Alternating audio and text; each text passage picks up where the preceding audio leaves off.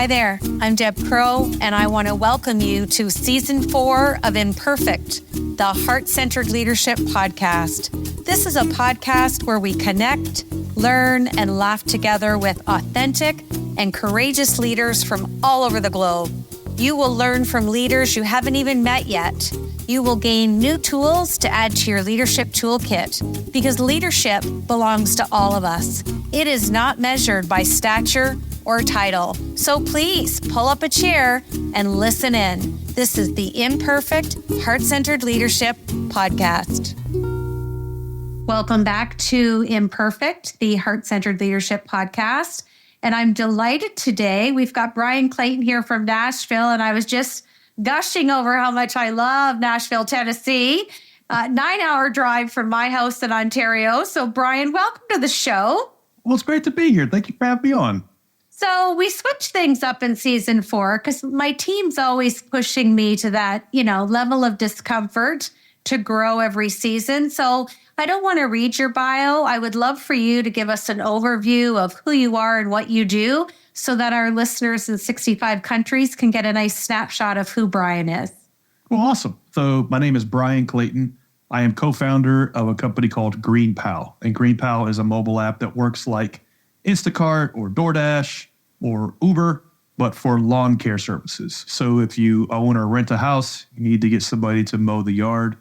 Rather than calling around on Craigslist or Facebook or something, you just download GreenPal. You pop your address in, and somebody comes out and mows the yard for you. And GreenPal is a 10-year overnight success. My two co-founders and I have built the business over the course of a decade to nationwide in the United States. So any city that in the United States, you can order a lawn mowing service on GreenPal.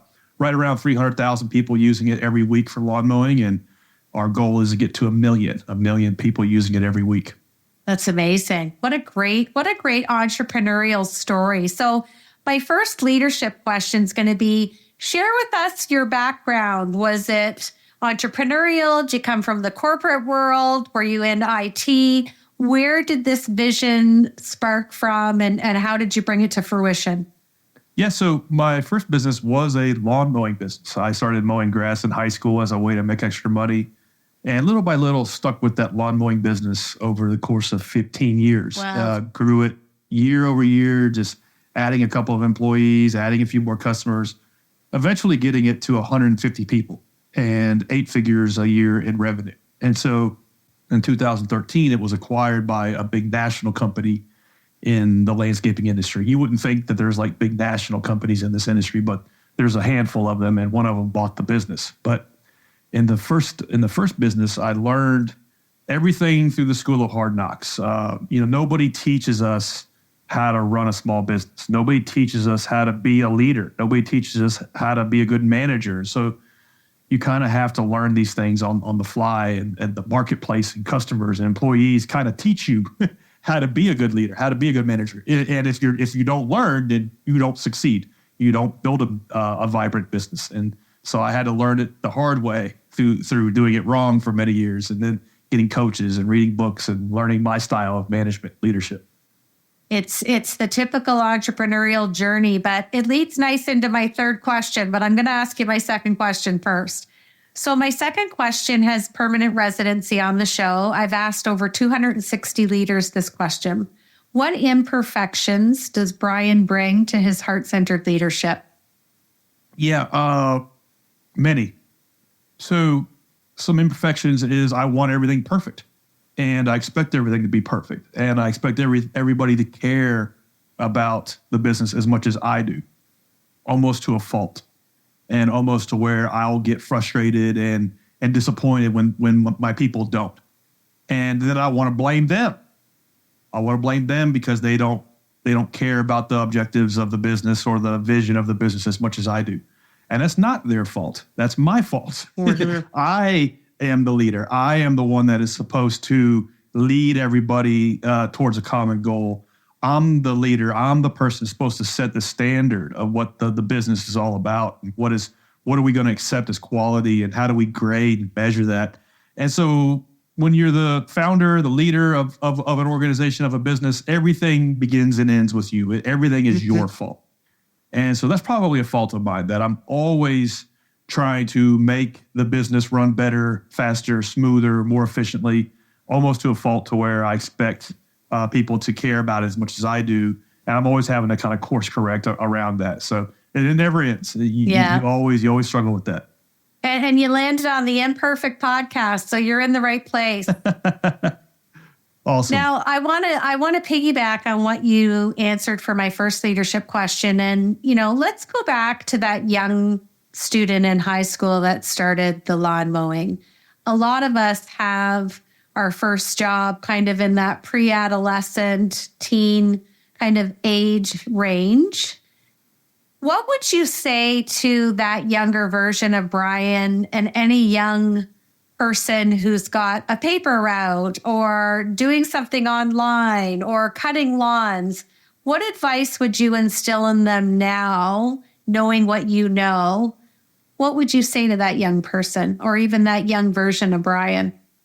Yeah, the hardest part would be figuring out what you would say out of 100 different things. But one that comes to mind would be that we're always told to work hard on the business and you will be successful. That's kind of the American dream. If you work really hard, you'll be successful, and that's true. Hard work is required, but it's not the only thing that's going to make you successful. And all you got to do is look at a restaurant. The people that are working the hardest in the restaurant, whether it be the busboy or the servers or the cooks, they participate in the smallest amount of economics of the business. So it's not all about working hard.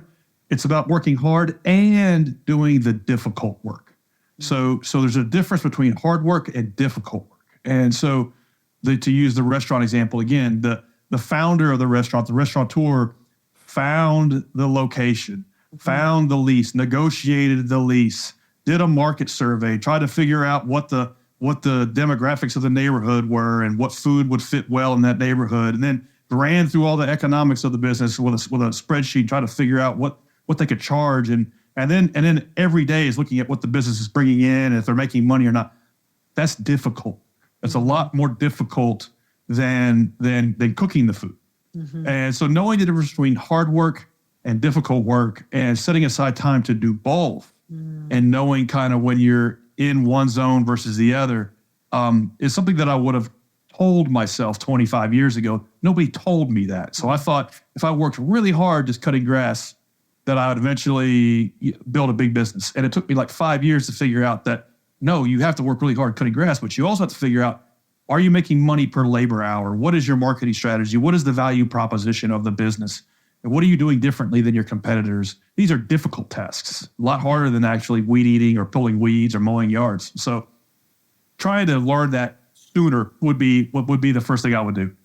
Lots of entrepreneurs, including myself, we can easily get caught on working in the business instead of on the business, which is basically what you just framed so beautifully. Okay, my last leadership question is, if you had an opportunity to speak to some young adults, whether it be thinking about entrepreneurship, what would be the first foundational skill within leadership that you would share with them and why? Yeah, it's a good question because nobody teaches us how to be a leader. We're not taught how to be a leader in high school, certainly, and even if you go to business school, you're not taught how to be a leader. So that would be the first thing I would try to instill into myself 25 years ago, and then anybody who's just getting started is you're going to have to learn how to be a decent leader to do anything in business because you can't do it all alone. You're going to have to build a team around you, and I think one of the easiest ways to do that is to just live it, to breathe it, to own it. What is your level of enthusiasm of the business? What is your commitment to what the business is trying to do? And because you'll get exactly that out of your people. One day when I was building my first company, I think we were at like 60 or 70 people, and I was driving to the office one day and I had this knot in my stomach. I didn't want to go there. I didn't want to go to the office. And I thought, man, this sucks. Half the people that work for me hate me, and the other half, I don't like them. I would never hang out with these people if I was given the opportunity or the choice. My customers are pissed off. My vendors, I haven't paid them, like in 2 weeks. And so it's like everything was going wrong. And I felt bad about it. And I thought, you idiot, you built this. This is you. This is a reflection of you. And so I had to like go through like a year of self-reflection and working on myself to realize that the people that work for you are going to reflect your level of enthusiasm, your level of commitment, your level of passion for what the business is trying to do, and don't expect them to take it to the next level if you're not willing to do that. So it all begins and ends with you. I read a book about Sam Walton a couple months ago, and one of the things he talks about in that book was to walk your own store. Sam Walton was famous for that he would, even though he was over thousands of stores at one point in time, he would still walk the store, and his people would see him there talking about, hey, we should change this or we should do that. He lived it, he breathed it, he cared about it. And I think that's the first thing any founder could do when you're hiring your first employee all the way up to 100 is you really have to embody what the business is and be passionate about it. Oh, absolutely. And I mean, Walmart wasn't an initial overnight success. It took time and passion. And I was in Los Cabos last year for a holiday, and my husband and I are boaters, and we saw the Walton family yacht, and it's quite lovely. Yeah. Everybody, all the locals were happy to tell us that's the people that own Walmart, and look at their boat. They probably have several, but I saw the one of the heiresses, her yacht in Miami. So it could be the same one you're talking about, and it was insanely impressive. It was beautiful. And that all came from Sam Walton's obsession with what their mission was, what they were trying to do, how they were doing it better than their competitors, and it really a lot of it came back to that he was willing to walk the store. Yes. Even at super huge scale, he still got on the ground and walked the store. Yeah, that's humility. That's heart-centered. That's right. When I looked at that boat, I was like, good for them. They deserve it. That hard work we talked about. Okay, I'm going to switch to my Fab Four. Just 4 rapid-firing questions. Just tell us what's sitting on the top of that brilliant mind of yours. Question number 1, name a word or phrase that shows up daily in your leadership language. Consistency. I think a lot of times brilliance and tremendous levels of success can just really be explained by consistency. I'm not, as a founder, as an entrepreneur, particularly talented at anything. I'm not gifted in any sort of way. I'm just relentlessly consistent about what it is we're trying to do and what the inputs are. And I don't really worry about the goals. I worry about the routines. And I worry about, okay, what are the habits? What are the routines of the business? What are the daily check-ins? What are we expecting from the people that are working in the company with us? And how are we being consistent about measuring that and monitoring that and improving that? So that's probably like a common denominator, common thread for me, 22 years of building and selling one company and now building GreenPal to where it is just being relentlessly consistent about what we're doing. When we're a slave to our good habits, it can only have a great outcome, right? That's right. I love that. Okay, number 2, name a book that you've read at any juncture in your life. What was the name of the book and the author, if you can remember, and why was it impactful? Is a book I wish I had read when I was much younger. It's 7 Habits of Highly Effective People by Dr. Stephen Covey. I try to read that book once a year. It is just really a roadmap and a handbook on how to live an effective life. And you can apply it to anything, to relationships, to business, friendships, to if you're running an organization or a church or whatever it is. That book has some really clearly defined principles of how you should live your life and live an effective life. And it's one I wish I had discovered 20-something years ago. I discovered it about 10 years ago.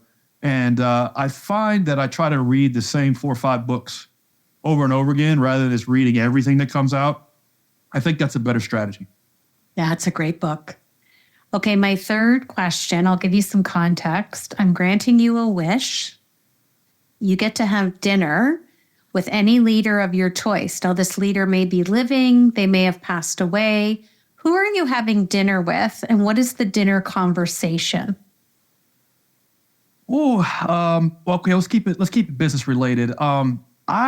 It's probably an unpopular choice, given you could choose anybody. But I think it's important to try to learn from somebody who has done what it is you're trying to do.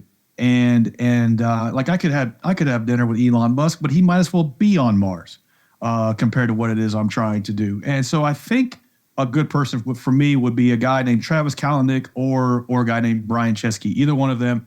Travis Kalanick founded Uber. Bryan Chesky founded Airbnb. And those two entrepreneurs built something from scratch where they were connecting buyers and sellers at a local level, and that's kind of what we do for lawn care. We connect buyers and sellers at a very local level with GreenPal. And so they have done and solved and built teams to solve really complex problems, to build marketplaces at a local level. And they've solved a lot of the things that I am trying to solve now in a different industry. I would have dinner with either of those guys. Yeah, that'd be cool. I'd even throw in the CEO of Netflix, because I think Reed Hastings is another guy that I had Chip Conley on the show, and he worked with the brainchilds of Airbnb, and he said to them, "Why would anybody want to rent somebody else's house?" And he said, Deb, I have eaten humble pie. And he said, you know what they taught me?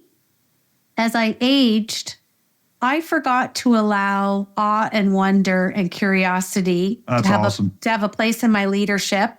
And then I joked with them and I said, how many Airbnbs have you stayed at? He said, over 150. Wow. And he comes from a hotel chain. He owned over 28 hotels, and he's now in the space of making modern elder look sexy and fun, and they're longer having midlife crisis. So what a great conversation. Okay, I'm going to have you finish the show, Bryan. Thanks so much for your time. And I'm so excited for you for what you're going to do and advance to do with your app, with GreenPal. And hey, maybe you should bring it to Canada. There's a little nudge for you. These invisible lines between us are very real, but we're working on solving them. But we'll be in Canada soon. Finish this sentence for me to close out the show. Heart-centered leadership is? You have to give a SHIT about your people. You have to really care. I mean, you got to really care. You can't just, I worked with a leadership coach one time, and he was like, do you really care how your office manager's weekend was, or are you just asking? Or do you really care where your operations manager is trying to go in life? What are the top 3 things that they're trying to solve in their life right now? And I couldn't answer that. Do you really care about your people? Like, do you care they're trying to put a down payment on a house, or do they try to put a kid through school? Are they trying to get a new car, or their car's breaking down? What are their problems? And where does the business fit with that? And where does the business help them get where they're trying to go? You really have to care. You can't fake it. And it has to come from the heart, because something inside of us can recognize if that's real or not. And if you're not willing to care, then don't try to build a team of people, because there's just no way to fake it. Thanks so much for joining me today on Imperfect, the Heart-Centered Leadership Podcast. I hope you've enjoyed the show today and have learned some new tools for your leadership toolkit from our amazing heart-centered guest. If you like the show, feel free to give us a rating and a review, and we always welcome your feedback anytime. If you're ready to master the art of heart, my new book, The Heart-Centered Leadership Playbook, is now available on Amazon, or you can click the link below in our description.